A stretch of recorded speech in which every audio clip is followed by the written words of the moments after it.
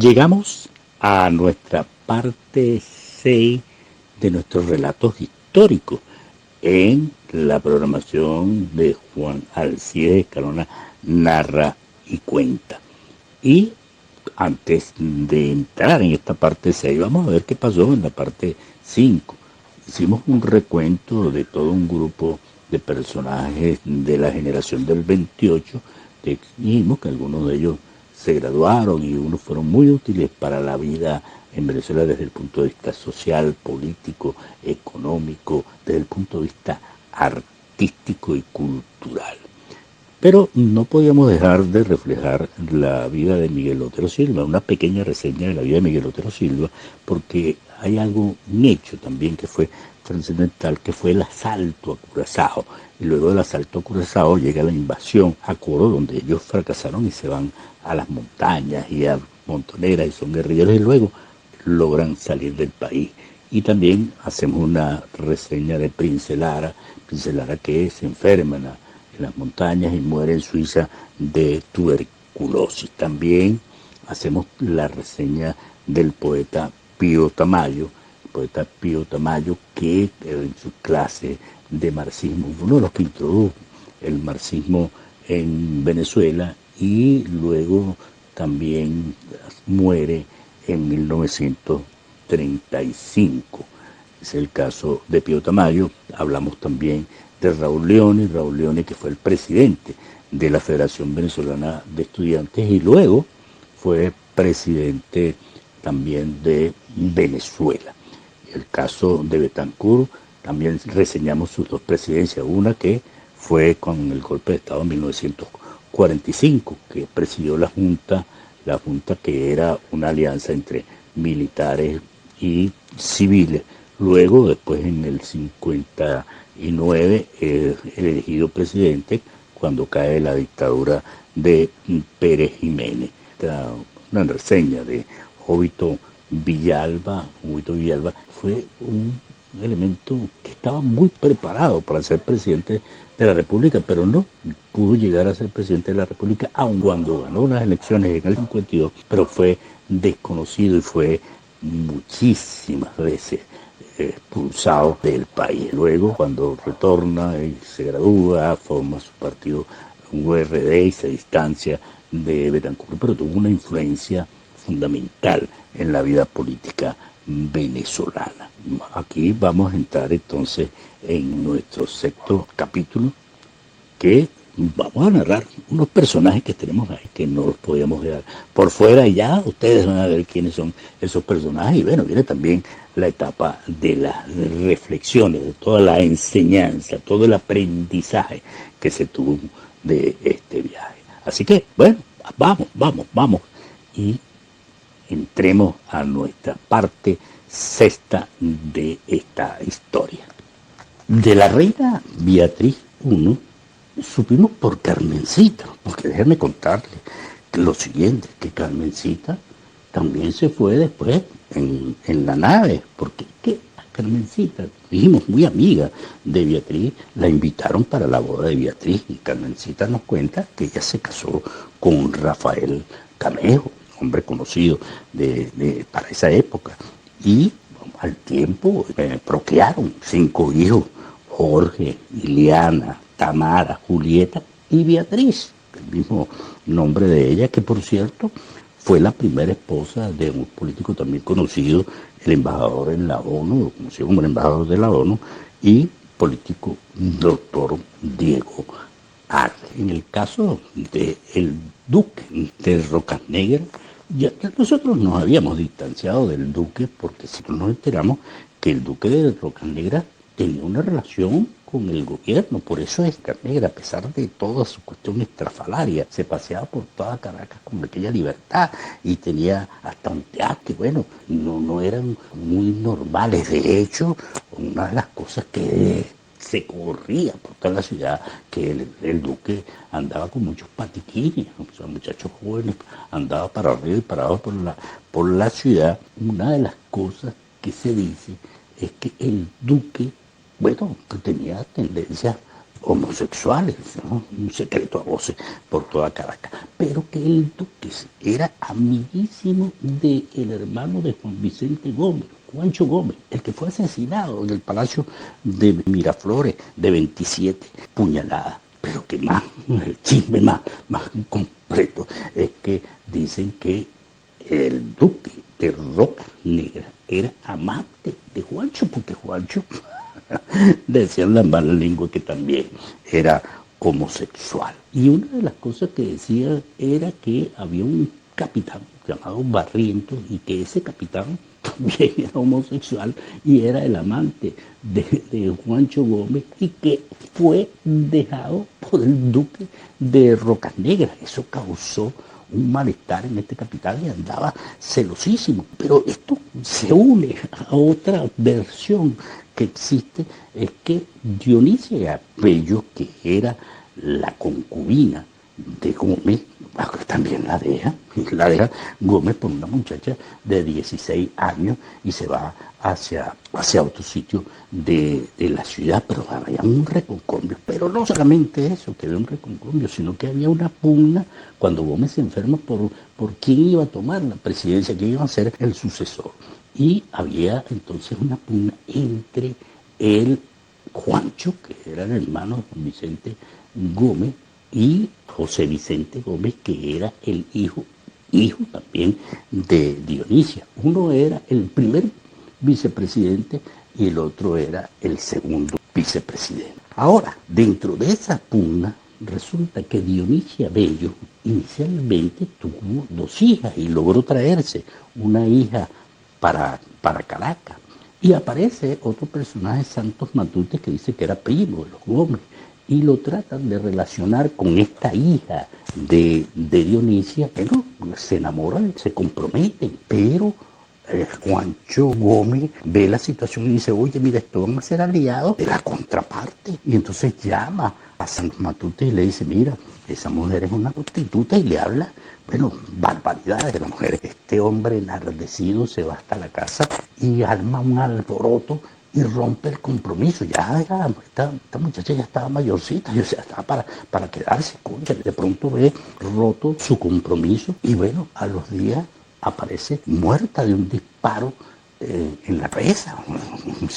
Dice que se suicidó, pero eso quedó entredicho, porque lo que también cuentan por ahí es que, bueno, la suicidaron, como sucede actualmente, ¿no? Muchos que suicidan. Resulta que dice que o la mató el mismo Santos Matute o fue de Juancho Gómez. Esto siguió aumentando el reconcomio de Dionisia. Y los chismes dicen entonces que Dionisia Bello, junto con su hijo, se une a este capitán que estaba celoso y planifica el atentado. Inicialmente habían planificado un atentado contra Gómez, pero decide matar a Juancho. Y claro, ellos entraban al Palacio de Miraflores. El capitán entraba porque tenía su influencia. Así, el 30 de junio de 1923 ocurre el asesinato. Ese día estuvo todo el tiempo con el duque, pero a este duque no le pasó nada, pues no tenía nada que ver. Al que sí torturaron, pero lo torturaron salvajemente, fue al capitán Barrientos, y lo tortura el indio Tarazona, perro guardián de Juan Vicente Gómez. Estaba ahí al lado de él, incluso dice que dormía en el suelo protegiendo a su amo, y entonces era un tipo tenebroso, y es el que inicia todas las torturas. Pero Barrientos le dice que tiene algo que confesar, pero solamente se lo va a decir a Gómez. Pero lo llevan ante Gómez. Cuando sale después de Gómez, a los días aparece muerto. Pero no solamente aparece muerto Barrientos, sino que toda la servidumbre que había esa noche y la gente que estaba de guardia, pues la mayoría los asesinaron. Y el hijo de Juan Vicente Gómez, José Vicente Gómez y Dionisia son expulsados del país. Dice, ustedes se van para Francia y no los quiero ver más aquí en este país. El caso del duque de Rocas Negras, que al final el duque muere olvidado. a los años también.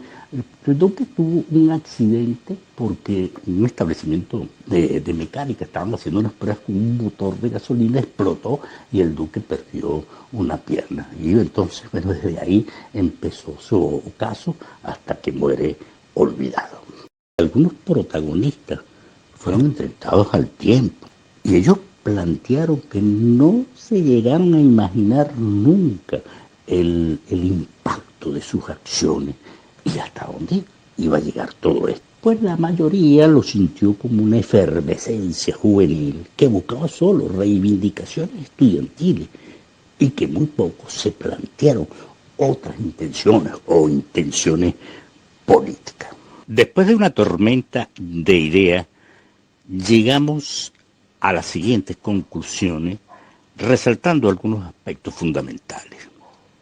Primero, nos comenta Carmencita que un caudillo como Gómez, habituado a dirimir conflictos en los campos de batalla, a plomo limpio, se enfrenta a un grupo de estudiantes que, actuando como colectivo sin armas, lo confrontan, planteando una lucha en un ámbito desconocido para él y para muchos, la calle. Segundo, tenemos la opinión de Tocuyo.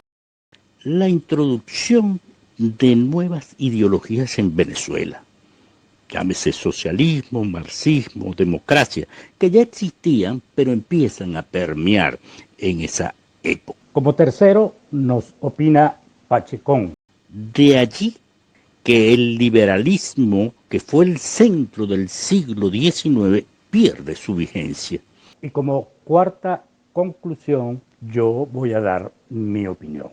Viene entonces la ruptura histórica política del siglo XIX y la inserción del siglo XX en Venezuela.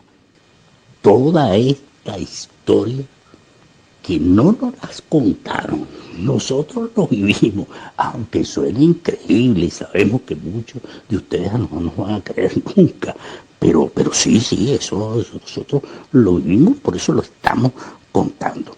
Pero aquí, entre nos, cualquier parecido con la ficción realidad no es nada más que eso, ficción realidad. Entonces, muchísimas gracias. Hasta el nuevo programa de Juan Alcides Narra y Cuenta y esperamos los comentarios de este relato. Muchísimas gracias por haber escuchado todo este relato histórico con parte de realidad, parte de la ficción. Pero bueno, no vamos a quedar ahí aparte de las gracias, vamos a seguir con algo que es la actualidad. Eso quiere decir, vamos a ver cómo están en este momento nuestros personajes después de haber vivido esta historia. Así que vamos a continuar un ratico más. En la actualidad. Bueno, señores, luego de esta odisea, ustedes se preguntarán qué pasó con los 4 personajes que se atrevieron a realizar este fantástico viaje. Pero antes de esto, les voy a decir lo siguiente. Una de las cosas que no se sabía, vimos tiempo después, es que el viaje al pasado también implicaba que se quedaban efectos secundarios.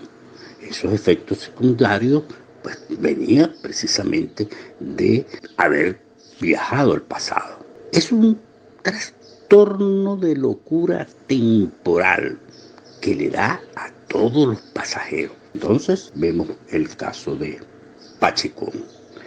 Pachecón agarró la maña de dirigir el laboratorio científico y por eso se hace alemán, pero también le dio por escribir poemas imitando todo el tiempo la voz de Jovito Villalba. El Rafael Tocuyo duró muchísimo tiempo sin quitarse el trajecito que alquiló. Un trajecito blanco que se lo alquiló a don Sabino. Pero él, dentro de su trastorno de locura temporal, pasó un tiempo callado, Pero no le quedó otro remedio que llamar a Gustavo Massa para que le diera un chance con un programa porque él tenía el afán de poner música brasileira. Y entonces él decía, bueno, yo tengo dos programas, uno llamado Dulce Despertar y un toque Brasil. Pero la realidad es que cuando él estuvo en el pasado, él se fue hacia la cervecería Doncella, se fue para Traje Sabino y para la sastrería de Félix Morreo, tratando de convencer a los dueños de que fueran patrocinantes de ese programa o de esos programas que serían pasados en el futuro. Pues nadie le creyó y todos pensaron que estaba loco. Bueno, realmente era una realidad. Ahora, lo más cumbre de todo esto es que cuando él regresa, intenta varias veces pedir trabajo en el diario El Nacional, pero iba y enseñaba una tarjeta ya amarilla con una recomendación que le había dado Miguel Otero Silva. Y entonces, claro, todo el mundo decía, bueno, ¿qué le pasa a este? Este señor como que está loco, hasta que lo tuvieron que acusar de falsa recomendación. El caso de Carmencita, sí nos enteramos que Carmencita tenía una llave de la máquina del tiempo, una copia de la llave de la máquina del tiempo, y menos mal, como dice Tocuyo, que bueno, él fue el que avisó que cuando nosotros llegamos, que no encontramos la llave, pues Carmencita tenía su llave, pero es que ya lo habíamos dicho, Carmencita viajó nuevamente al pasado y llegó al pasado, ¿por qué? Porque bueno, se fue para la boda de Beatriz I. Pero no solamente eso, sino que nos enteramos que Carmencita también había hecho otros viajes. Por ejemplo, ella se fue al tiempo de ese tiempo en que de la Venezuela cafetera, donde estamos hablando de la colonia, y se mezcló con los terratenientes y la alta burguesía de la época y aprendió todo lo que es el arte de ser barista. Ah, ese arte lo sigue practicando y bueno, se fue a la Argentina donde dejó boquiabiertos a su hijo y a su novia diciéndole todo el tiempo, vamos al grano, vamos al grano, vamos a hacer café, vamos a hacer café. En mi caso, yo no puedo negar que también me han quedado manías. Y una de las manías que tengo es de entrevistador. Y dale, con que yo quiero ser entrevistador hasta que convencí a los miembros de la mesa de trabajo para que hiciéramos una entrevista colectiva, cosa insólita, cosa que no se había hecho. Pero lo que no saben los miembros de la mesa de trabajo es que yo estoy planificando dentro de mi locura temporal llevármelo a cada uno para el pasado. Por ejemplo, a Gustavo Massa hay que llevarlo para el año 1891. ¿Para dónde? Para Springfield, Massachusetts, para que juegue con James Naismith, nada más y nada menos que el inventor del básquet, y haga unos saltos ahí y la enlace de tres en el primer juego que hicieron cuando se inauguró el básquet. En el caso de Reni tengo algunas dudas, porque Reni lo ideal era llevarlo para la laguna de Catia, pero es que nosotros supimos por el mismo Valladares que Reni fue el primer salvavidas de la laguna de Catia. Mira, si no fue el primer salvavidas, y estaba un tipo blanquito, chiquitico.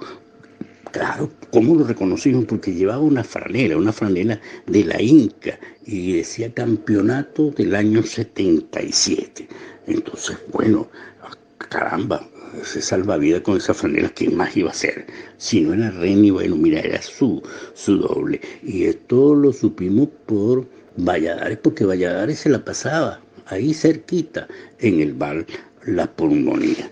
Pero el caso de Valladares también llama muchísimo la atención, porque a Valladares yo creo que lo que se tenía era no llevarlo a la laguna de Catia, sino sacarlo del bar La Pulmonía y llevarnos para la época donde estaban los circos romanos y lanzárselo a los leones. Pero ya vaya también, no se asusten, no se lo íbamos a lanzar los leones así nada más, sino que lo íbamos a lanzar a los leones con un carrito de esos de la Inca, de la carrera de carritos incas, para ver la carrera que él iba a echar, porque son leones detrás de él, y seguramente iba a ser uno de los campeones de esos circos romanos, y entonces, bueno, sería también el primer campeón de carrera a través de un carrito inca en esa época. Entonces, bueno, ese es el caso de Valladares, nuevamente campeón.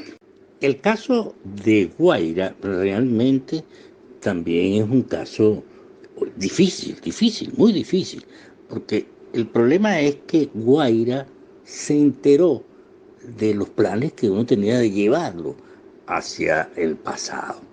Y Guaira, temeroso, lo que nos dice es que, bueno, él está escondido, pues precisamente está escondido en La Guaira, por allá en alguno de los puertos y tal. Y entonces, eso no lo dieron por ahí. Bueno, claro, como uno sabe que La Guaira es lejos, ¿qué tal? Ahí no nos vamos a meter en eso. Pero Guaira anda desaparecido, realmente ha desaparecido. Porque la idea de Guaira es llevarlo para la época de la Inquisición. Y en la época de la Inquisición, para que estuviese escondido todo el tiempo y no lo capturaran, porque sabíamos que no lo iban a capturar, porque él es experto en esa desaparecida.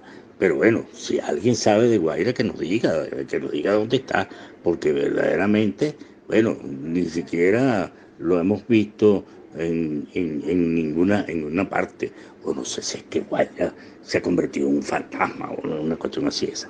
Pero el día que lo consigamos, ese día lo vamos a enviar para allá, para el pasado, para la Inquisición. Así es, Guaira.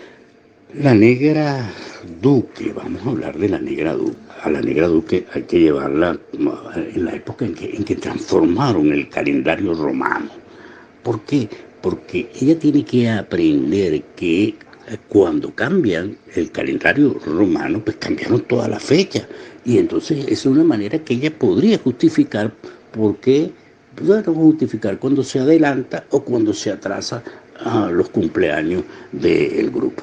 Pero lo más seguro, porque ahí también estuvimos investigando, es que creo que Pilón como que tiene una llave también de la máquina del tiempo, porque allá se va a encontrar a Pilón. ¿Por qué? Porque Pilón es el que se adelanta a todos los cumpleaños, o sea que ya Pilón debe haber estado en esa época. Ahora, cuando hablamos de Valladares, también tenemos que hablar de su hija, Aleska.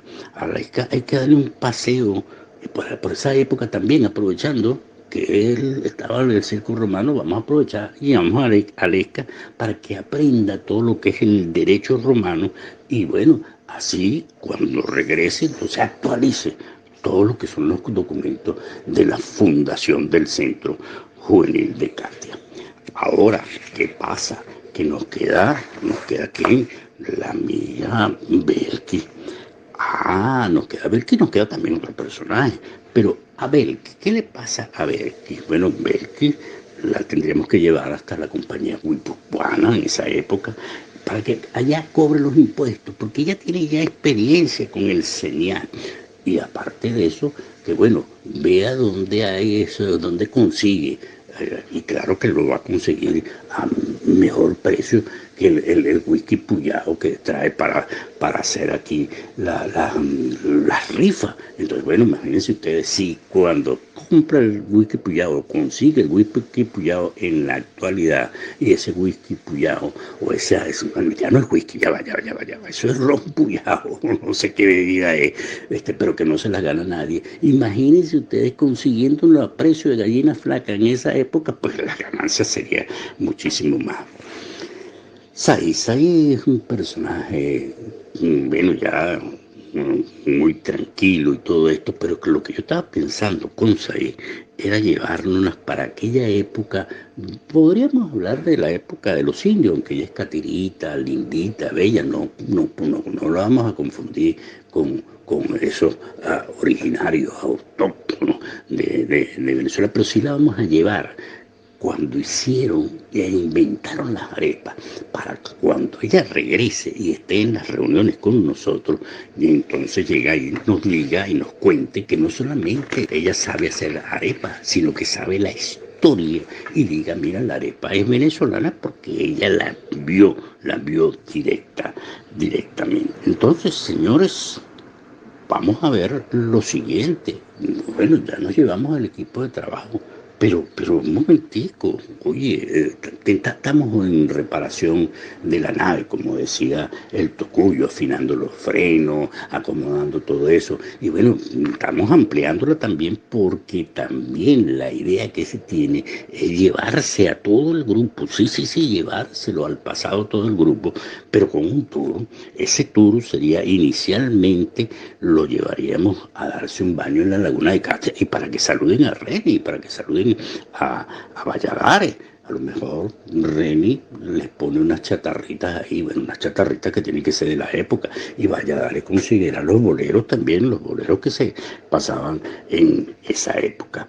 Ahora, no puede faltar que le demos un paseo en tranvía que agarren lo que es en la plaza de Catia, la plaza Sucre, que llevaba el nombre del hermano de Gómez, y resulta que de ahí agarren su tranvía y se trasladen y pasen por la avenida Sucre, pasen por Pacuita y lleguen a Gradillas y se bajen en la plaza Bolívar de la época y entren directamente a la cervecería de Doncella a caerse a palos ahí y a caerse a lisas. Lisas van y lisas vienen.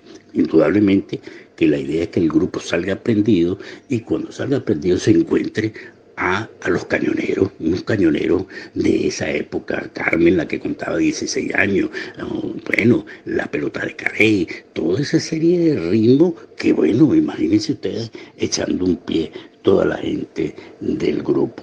Lo más seguro es que allá se tienen que encontrar porque es que de eso sí estoy sumamente seguro, porque es que lo que dije, hay gente que tiene llaves de la máquina y se va, ahí se tienen que encontrar y veremos los secretos de Janet Pilonieta, porque Janet Pilonieta viaja al pasado a conseguir los datos para las efemérides, eso lo descubrimos recientemente, y que sobre todo empieza a buscar los datos de sus personajes ocultos.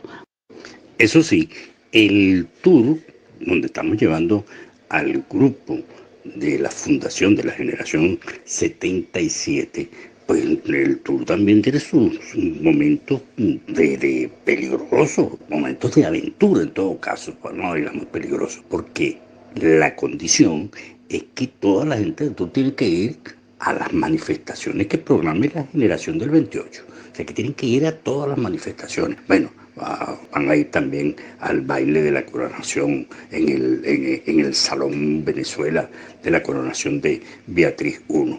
Pero bueno, ahí tienen que estar bien mosca porque mira, ahí van a estar los chácharos y van a estar la gente desde la seguridad de Gómez, va a estar ahí la sagrada detrás de cada uno de ellos y bueno, tienen que estar bien mosca, esa es la idea.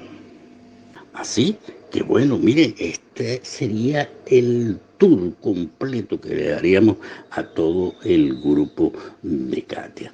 Señores, bueno, esta ha sido nuestra historia, así están en la actualidad nuestros personajes y bueno, a prepararse para los futuros viajes.